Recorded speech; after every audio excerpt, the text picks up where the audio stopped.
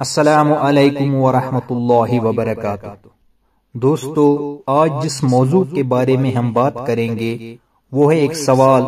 علماء دین حق اس شخص کے متعلق ارشاد فرمائیں کہ جو بلا عذر شرعی فرض نماز کو ترک کرے، شرعاً اس کا کیا حکم ہے، اور اس کے ساتھ اختلاط، کھانا پینا اور بولنا کیسا ہے، اور اگر زوجین میں ایک ایسا ہو تو نکاح باقی رہے گا یا نہیں، اور صحبت حلال ہوگی یا حرام، اور اولاد کیسی ہوگی، اور اگر ایسے شخص کے مرنے کے بعد اس کی نماز جنازہ نہ پڑھے تو کیا ہے، اور اگر نماز کی نصیحت کو برا مانے یا کوئی کلمہ استخفاف کہے تو اس کا کیا حکم ہے۔ جواب: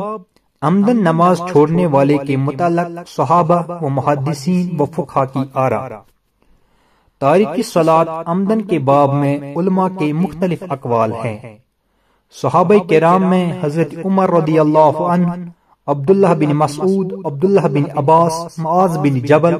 جابر بن عبداللہ، ابو دردہ، ابو ہریرہ اور عبد الرحمن بن عوف رضوان اللہ تعالی علیہم اجمعین، اور غیر صحابہ میں سے امام احمد ابن حنبل،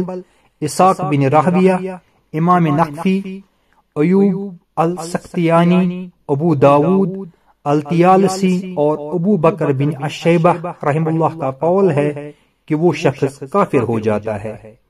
اور حماد بن زید مکحول امام شافعی اور امام مالک رحم اللہ کے نزدیک کافر تو نہیں ہوتا مگر قتل کیا جائے،